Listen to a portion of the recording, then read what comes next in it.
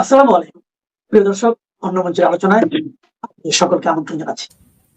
দর্শক, আজ আলোচনা করব দিল্লি কেন ঢাকার অনুরোধ রাখলো না।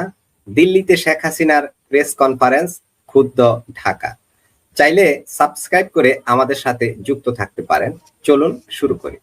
আমাদের সাথে আজ যুক্ত আছেন রাজনীতি বিশ্লেষক শেখ রাশেদ হায়দার। হায়দার ভাইকে স্বাগত জানাই। এরপরেই শুরু করছি। দর্শক, আমরা ভূমিকা দীর্ঘায়িত সাধারণত করি না। রাশেদ হায়দার ভাই, গতকাল দিল্লিতে শেখ হাসিনা প্রেস কনফারেন্স করেছেন। বাংলাদেশের অনুরোধ উপেক্ষা করে ভারত সরকার তাকে এ প্রোগ্রাম করার সুযোগ দিয়েছে।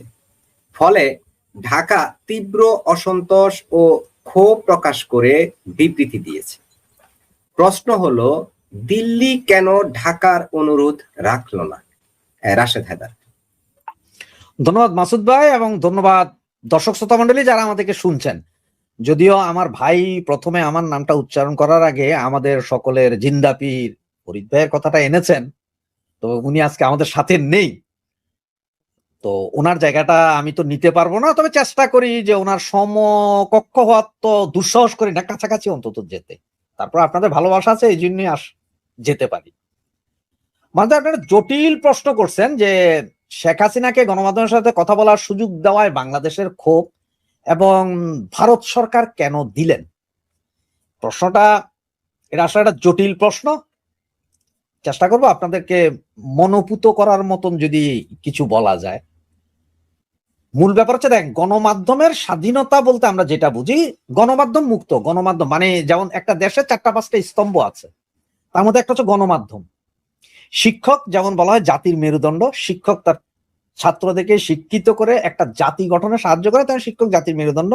আর মুক্ত গণমাধ্যম এটা হচ্ছে মানুষের মনের কথাটা বলে, তার উপরে কেউ গলা চিপে ধরতে পারে না, মুখ বন্ধ করতে পারে, সে সমাজের সমস্ত খুঁটিনাটি তুলে ধরবে। তো এই চর্চাটা আমাদের দেশে খুব একটা আগেও ছিল না, আর এখন তো নাই বললেই চলে। এখন একদমই নাই, কারণ এখন গণমাধ্যম আমরা গত 24 মাসে দেখলাম যে একটা নিউজ করে ওইটাকে 50 বার এডিট করতে, হেডলাইন এডিট করতে, এইসব ঘটনাও দেখেছি গত 24 মাসে।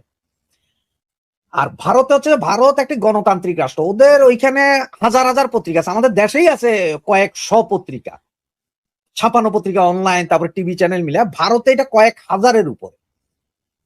এবং ওইটা এমন এক অবস্থা যে ভারতের এই পত্রিকাগুলো ওরা স্বাধীন, ওরা কিন্তু সরকার বিরোধী কথাবার্তা লেখে, সরকারের পক্ষে লেখে, সব মানে ওদের ইচ্ছে, ওরা যেটা পাবলিক থেকে পায় সেটাই।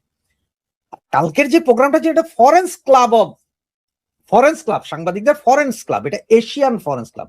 তার মানে এখানে বাংলাদেশ আছে, পাকিস্তান আছে, ভারত আছে, মায়ানমার আছে, এশিয়ার সব, সাউথ এশিয়ার সবগুলো। কিন্তু আপনি যদি একটু যদি লক্ষ্য করেন, কালকে দেখবেন যে এটা আসলে সাউথ এশিয়ান সংবাদ সম্মেলন হয় নাই, এটা হয়ে গেছে ওয়ার্ল্ড সাংবাদিকদের, মানে সারা পৃথিবীর সাংবাদিকদের। কারণ হচ্ছে যে শেখ হাসিনাকে স্প্যানিশ সংবাদ মাধ্যমের একজন জিজ্ঞেস করছে প্রশ্ন, সরাসরি এটা লাইভেই দেখবেন, রয়টার্স এর জিজ্ঞেস করছে, বিবিসি থেকে জিজ্ঞেস করছে, মানে একটা হরিলুট কারবার চলছে গতকাল। এবং যতটুকু আমি বেশ কিছু সাংবাদিকরে কথা বলেছিলাম, তার মধ্যে একটা প্রখ্যাত সাংবাদিক, নর্থ ইস্ট নিউজের চন্দন নন্দী, ওনাকে যখন বললাম যে দাদা আপনি ভেতরে যাচ্ছেন কিনা, মানে ভেতরে গেলে উনি লাইভ করবে, আমি ওটা নিব, তখন উনি বলে যে রাশেদ ভাই আমি তো ভেতরে যাওয়ার চান্সই পাইনি। হ্যাঁ, বলেন কি, আপনাকে ঘাট ধরে বাইর করে দিচ্ছেন নাকি, শয়তানি করে বললাম। তখন উনি বলে যে ভাই এটা আমার বোকামি হয়েছে, আমি প্রথমে যখন দাওয়াত পাইছি ওই সময় আমি রেজিস্ট্রেশন করার জন্য একবার ঢুকলাম, ঢুকে দেখলাম যে না, ওপেন রেজিস্ট্রেশন, ওপেন, খুব সুন্দর, সব করা যায়। আমি মনে করলাম যে 24 ঘন্টা 2 দিন পরে করব, কত আর লোক হবে, 350 সিট ক্যাপাসিটি ওই ইয়েতে। উনি মিটিং গেছে 5 তারিখ, করে 3 তারিখ রাতের থেকে আর পারে না ঢুকতে। তখনই উনি আমার ফোন দিয়া বললেন যে ভাই তুমি কি জানো কাহিনী কি হয়েছে? আমি বলছি কি হয়েছে? বলে যে এরর দেখাইতেছে কেন। আমি ঢুকে দেখলাম আমার এখানে এরর দেখায় 404। তখন আমি বললাম আমি একটু যাই না দেখি। তখন আমি ফোন দিলাম আরেকজনকে, যেটা আপনার এই আপনার যারা প্রোগ্রামটা করছে তাদের গভর্নিং বডির একজন, আয়নজিৎ সেন, ডক্টর আয়নজিৎ সেন, ওনাকে ফোন দিলাম। তখন উনি বলতেছে ভাই তোমাদেরকে তো আমি আরো 5 দিন আগে পাঠাইয়া দিছিলাম, এখন তোমরা এসে আজকে রাতে আমার ফোন দিতেছো, কালকের দিন পরশু দিন প্রোগ্রাম, 404 দেখাবে না? আমাদের ক্যাপাসিটি হচ্ছে যে 350 জন, তার মধ্যে ধরো 300 জন যদি সাংবাদিক থাকে, বাকি আরো আমাদের বডির লোকজন আছে না, ওদের স্পেস আছে, সব মিলে অলরেডি 305 জন বুকড, এখন আর জিরো। 3500 অলরেডি আমরা ইমেল রিসিভ করছি, তারা ঢুকতে চাচ্ছে, কিন্তু কাউকে দেওয়া সম্ভব হচ্ছে না। হইলো ভাই, কাহিনী হইলো, তার মানে কেউ ঢুকতে পারলো না। এখন দেখেন এই ইয়েটাকে, এটার উপর তো সরকারের কোনো হাত নাই, ইন্ডিয়ান গভর্নমেন্টের কোনো হাত নাই, এটা ইন্ডিয়ান প্রেস ক্লাব বা ইন্ডিয়ান অমুক তমুক এরা কেউ না যে এই অবস্থা হবে। ইন্ডিয়ান সরকারের কোনো হাতই ছিল না যে এটা বন্ধ করবে, কারণ এটা তো ইন্টারন্যাশনাল মিডিয়াতে যাচ্ছে, তারা কিভাবে, তারা তো মুখ বন্ধ করবে না। আপনি একটা জিনিস চিন্তা করেন, যে এই যে যন্তর মন্তরের এই মিছিল মিটিং, মোদিরে ল্যাংটা করে ফেলা, বিচ্ছিরি ভাষা উচ্চারণ করা, সেটাও তো গভর্নমেন্ট বন্ধ করে নাই। জনগণের দাবিতে আপনার শিক্ষামন্ত্রী পদত্যাগ হয়েছে, জনগণের দাবিতে 20 জন ছাত্র যারা আত্মহত্যা করছিল তাদেরকে 1 কোটি টাকা করে দেওয়া হয়েছে, জনগণের দাবিতে ছাত্রদের বিরুদ্ধে যেসব মামলা ছিল ওগুলো সব তুলে নেওয়া হচ্ছে। এবং আপনি যদি এখন মিডিয়াতে দেখেন যে অনেক ছাত্রছাত্রীর বাবা মায়ের ভিডিও চলে আসছে, বাবা মা তাদের ছেলে মেয়েদেরা মারতেছে যে তুমি তো শিক্ষা গ্রহণ করতে গেছো, তুমি তো স্টুডেন্ট, তুমি যাইয়া ওখানে এইসব বিচ্ছিরি শব্দ উচ্চারণ করছো কোত্থেকে, তুমি তো আমাদের নাক কাটায় বেছো, তুমি সরকার প্রধানকে গালি দিছো সেটা ব্যাপার না, কিন্তু তুমি বিচ্ছিরি শব্দ এগুলো উচ্চারণ করছো কোত্থেকে, এ হচ্ছে যে সিচুয়েশন। কিন্তু ওইখানে কি আপনি কি দেখছিলেন কোন কাটিং করতে বা সরকার পত্রিকা বা মিডিয়াকে চাপ দিতে যে এগুলো বলা যাবে না? বলে নাই। সরকার বিরুদ্ধে অনেক প্রচারণা চলে, মিডিয়াকে চাপ দেয় না ভারত গভর্নমেন্ট। ঠিক ভারত গভর্নমেন্ট সেই কথাটা বলছে যে এইখানে আমাদের কোনো হাত নাই, এটা সরকার নির্ধারণ করে নাই, press wings, press media, diplomat উইংসরা করছে, সেখানে আমরা কিভাবে এটা বন্ধ করব, চুক্তিগত ব্যাপার, এটা একদম 100%। রাশেদ হায়দার ভাই, ওইখানে আপনি যেটা বললেন যে ওটা শুধু সাউথ এশিয়ার মধ্যে সীমাবদ্ধ ছিল না, ওটা সারা তাবৎ পৃথিবীর সকল মিডিয়া সেখানে চলে আসছে। দিল্লি মূলত সাউথ এশিয়া না সারা পৃথিবীর একটা কি বলে মিডিয়ার হাব, সংবাদ মিডিয়ার হাব, বিশাল একটা হাব সেটা দিল্লি।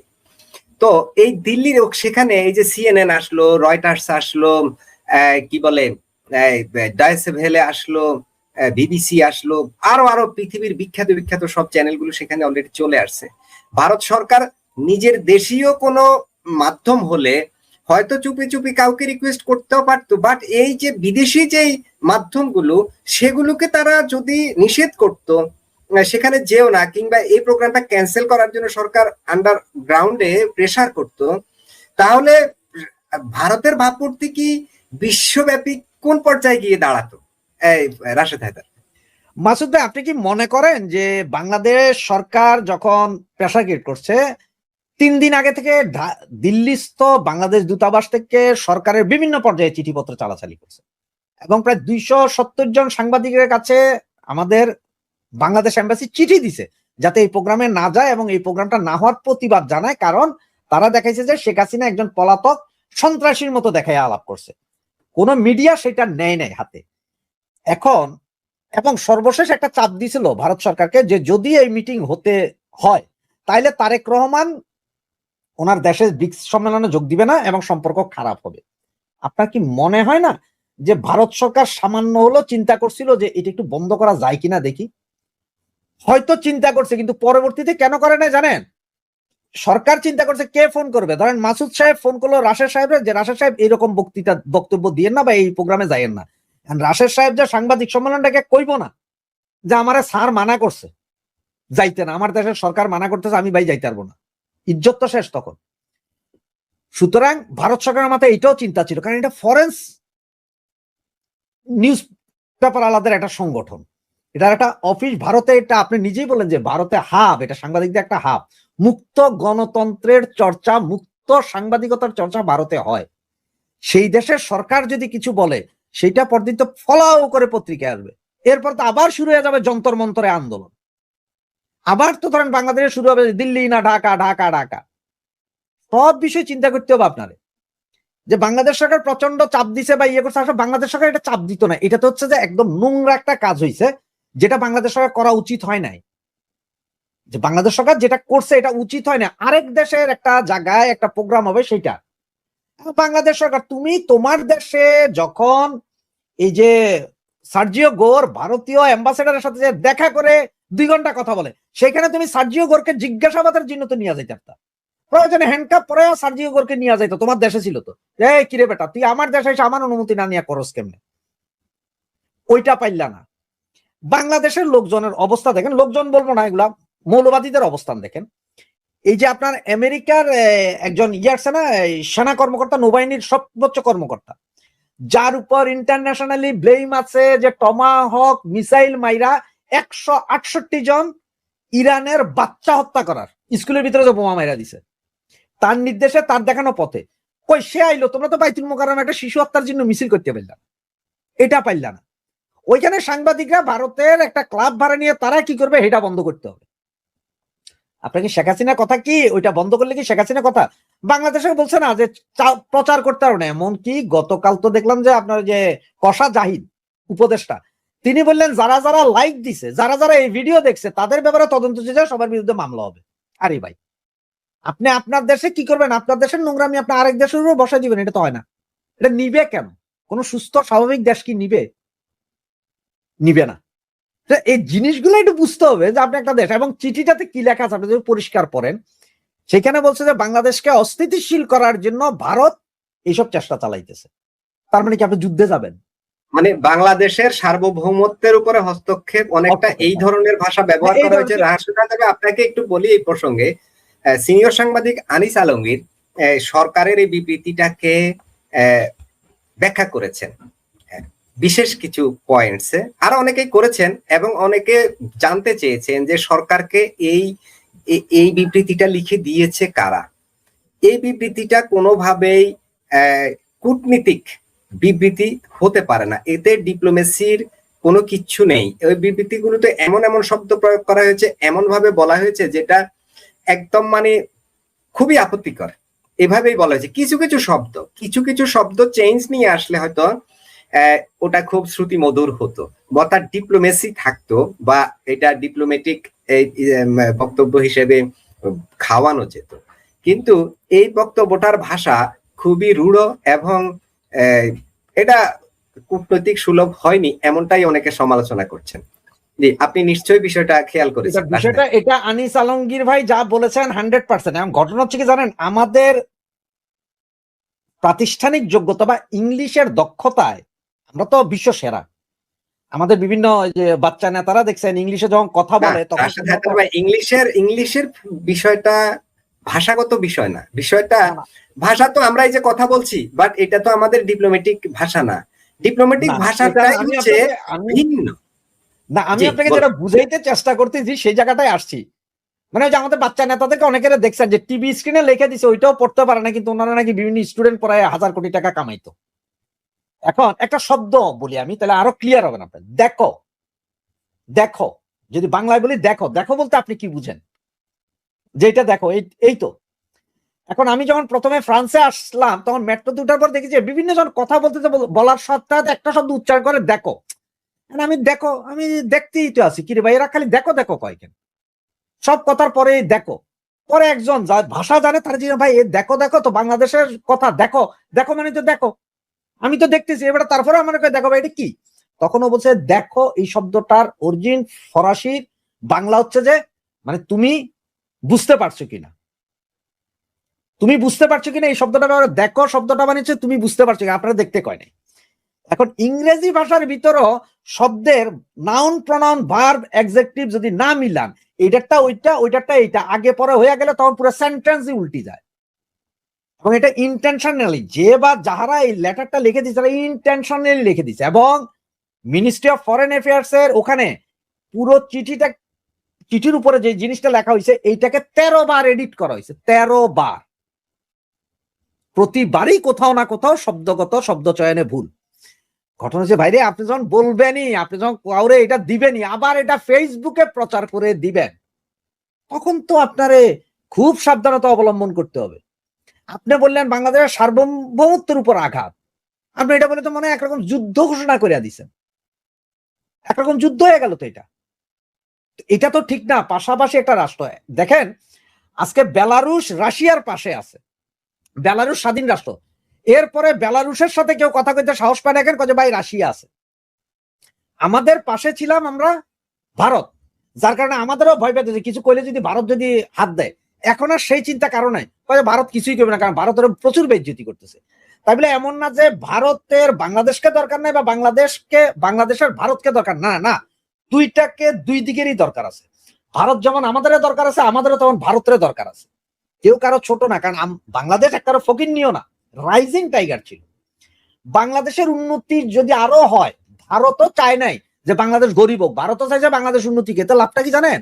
ওনাদের 7 সিস্টারের কিছু লোকজন তো আমার এখানে কাজ করে যায়, খাইয়া দেয়া বাইচা থাকতো।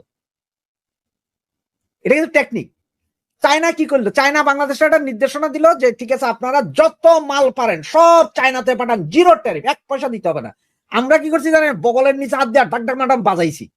ও ভাই, পাঠাইতে যায় তার কিছু পাঠাইতে না। কারণ কি জানেন? একটা শার্ট পাঠাবেন, হেটার দাম চায়নাতে আপনার চেয়ে কম। লুঙ্গি, তোয়াইলা যাই পাঠাবে সবই তো চায়না তৈরি করে, এবং চায়না ছোট ছোট ফ্যাক্টরি, বিশাল বিশাল, এক এক গ্রাম এক একটা। শুধুমাত্র তোয়াইলার জন্য একটা গ্রাম আছে যেখানে 1000 টন তোয়াইলা। আপনারা কি করবেন? ট্যারিফ তো 0 দিচ্ছে, এখন আপনি তো কিছু পাঠাইতারেন না। তা চায়না কাছে দেখো, আমি তো বলছি তোমরা ব্যবসা করো, আর তোমরা পাঠাইতে না পারলে, বানাইতে না পারলে আমার কি দোষ? এমন কি জিনিস বানাইবো যেটা চায়নাতে বানায় না? হ্যাঁ, একটা জিনিস বানাইতে পারে, সেটা ঢিলাকুলু আছে না, এইটা বানাইয়া যদি বাংলাদেশ কিছু সাপ্লাই দিতে পারে, এটা চায়নাতে হয়তো কম, উইগুর মুসলমানদের দরকার। এইটা ছাড়া আর তো কিছু দেখি না বাংলাদেশ থেকে পাঠানোর মতো চায় না। তো লাভ হয়েছে কি? ভারতে আমাদের মাল যায়, ভারতে বহু মাল। 7 সিস্টারের মার্কেট দখল ছিল, 60% উপরে মার্কেট দখল ছিল আমাদের মালে, আমাদেরই মালে দখলে ছিল। কি হলো লাভ? এখন আরেকটা পেস্কি লাগাইলেন, ভারত সরকার এখন চিন্তা করবে, এরাও এখন কড়া জবাব দিবে। এগুলো খুবই খারাপ একটা দিক। আর গতকালকে লাইভ চলাকালীন এবং আজকে এইখানেও অনেক দেখতেছি, অনেক ভাই বললেন যে ভাইয়া এই নেত্রী কিছু ভাষণ বাংলায় দিলে হইতো। আসলে এটা তো ছিল ফরেন্স ক্লাব। এখন পৃথিবীর 70% লোকের ভাষা ইংলিশ, 30% লোকের মধ্যে 25% স্প্যানিশ, 5% ফ্রেঞ্চ। এখন উনি এদের কাছে আসছে, কিন্তু ফ্রেঞ্চ এবং যারা জানে, স্প্যানিশ যারা জানে, তারাও ইংলিশ বুঝে। হ্যাঁ, তাদের সামনে বাংলায় বললে ভাই বাংলায় ট্রাডিকশনের জন্য এক একজনের জন্য আবার এক একটা দিতেই তো লোক। তখন আবার কি, তো ওই যে বাংলায় শেখ হাসিনা কি বলছে বাংলায়, এটার আবার যখন ওই বিভিন্ন ভাষায় বলতে হইতো, তখন ওরা যায় ওই যে পররাষ্ট্র মন্ত্রণালয়ের সেই সিটির মতন হইয়া যাইতো, এমন ভাবে বুঝাইতো মনে হয় শেখ হাসিনা সবাই হুমকি দিতেছে, কইছে যে সবাইকে আমি ঝুলাই দিব। কাহিনী এরকম হইতো। শুধু উনি ইংলিশটাই দিছেন। ইংলিশ ওইটা ইয়েটাই ছিল ফরেন্স ক্লাবের জন্য, সেই জন্য উনি ইংলিশে বলেছেন, এটা বাংলাদেশি ক্লাবের জন্য হয়নি। জি, রাশেদ হায়দার ভাই, আমাদের জ্বালানি মন্ত্রী বলেছেন পাইপলাইনের মাধ্যমে ভারত থেকে আরো বেশি ডিজেল চেয়েছি। মানে বাংলাদেশে খুব ক্রাইসিস যাচ্ছে, তো এখন আরো বেশি পরিমাণ ডিজেল ভারত থেকে চেয়েছে।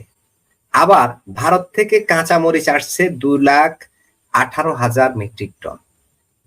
প্রশ্ন হলো, সরকার কেন ভারত নির্ভরতা থেকে বের হতে পারছে না?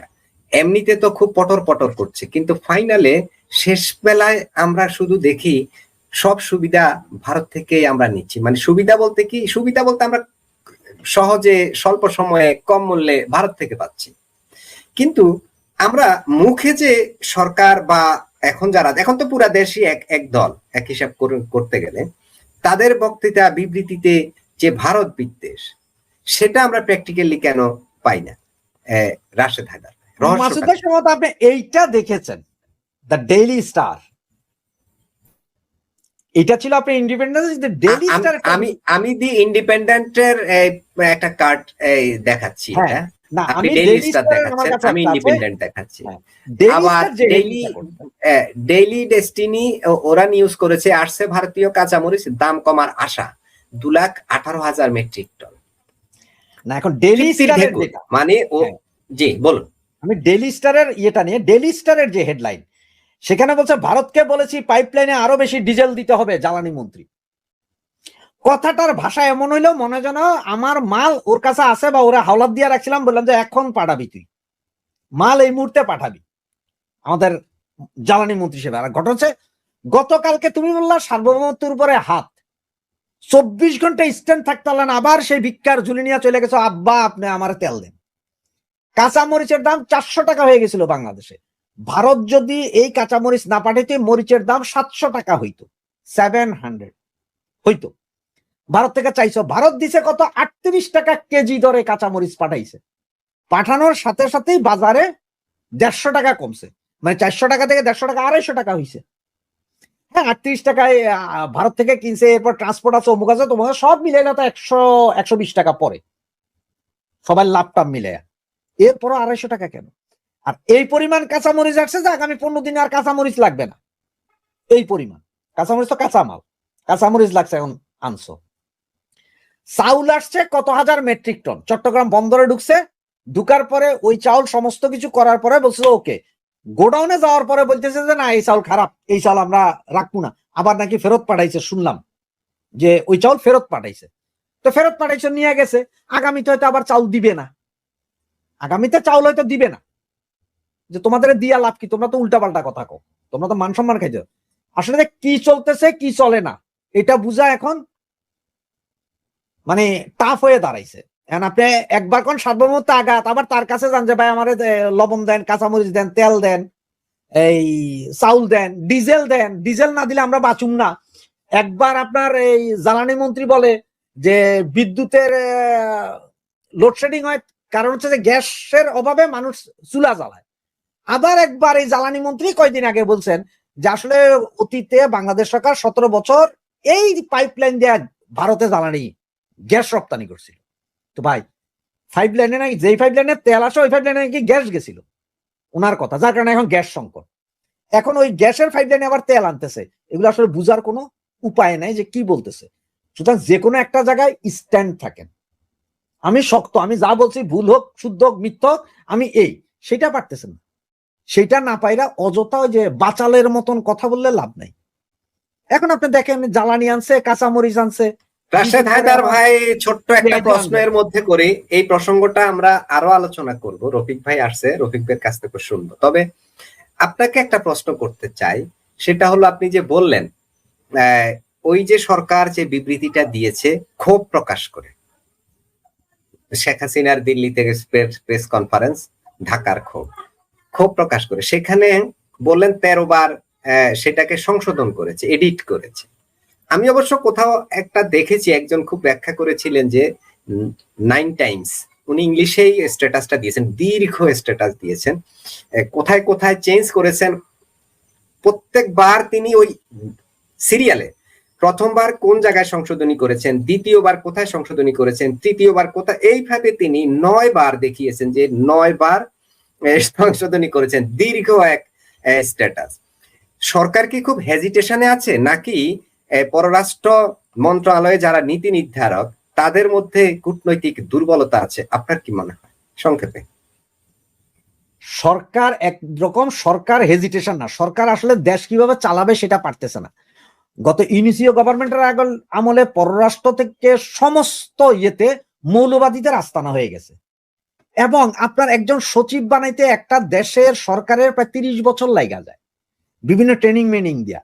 এখন আপনি গণহারের সচিব, উপসচিব সব কোরবান করছেন, কোরবান করে কি করছেন, নিচ থেকে নিয়ে গেছেন। ভাই এখন আমারে নিয়ে যদি আপনি আমেরিকার রাষ্ট্রদূত বানান, তা আমি তো রাষ্ট্রদূত, এটার কি কাম এটা বুঝবো না। আমি মনে করবো যে বাইরে আমেরিকার রাষ্ট্রদূত বানাইছে মানে আমি দুধ বেচতে হইব, গরুর দুধ, ছাগলের দুধ, ভেড়ার দুধ। অবস্থাটা হয়ে গেছে ওইরকম। শিক্ষিত লোকজন না বসাইয়া অশিক্ষিত মৌলবাদী বসানো হয়েছে সব। এদের মাথার ভিতরে পাকিস্তান, আরবিস্তান ছাড়া আর কিছু ঘুরে না। সুতরাং তাদের একটাই চাপে, দেখবেন যে এইসব চিঠি পত্র চালাচালি যা করে, একটু খোঁজ করেন, ভিতরে হুকি দেন, দেখবেন যে সব হচ্ছে যে মৌলবাদী জিহাদি। এরা এমন ভাবে যে ভারত বিদ্বেষীতে এদের আনতে হবে যে কোনো জায়গায়।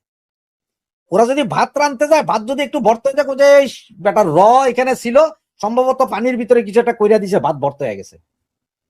আমার এলাকায় একটা বাবুর্চি ছিল, ও বিষয়ের বড় বড় বিয়েতে রানতো, আর হের যে বিয়েতে রানতো ওরকম কোন এক বিয়েতে ধরেন আমি যদি হাজির হইতাম, হে কোনোদিন কইতে যে দৌড়ে কইতো ভাই আজকে পানি একটু আসলে বেশি ঠান্ডা ছিল তো পোলাও নরম হয়ে গেছে, ওই মাংস লাকড়িতে আগুন ঠিক মতো জ্বলে নাই, পানি পড়ছে বিধায় মাংস শক্ত হয়ে গেছে।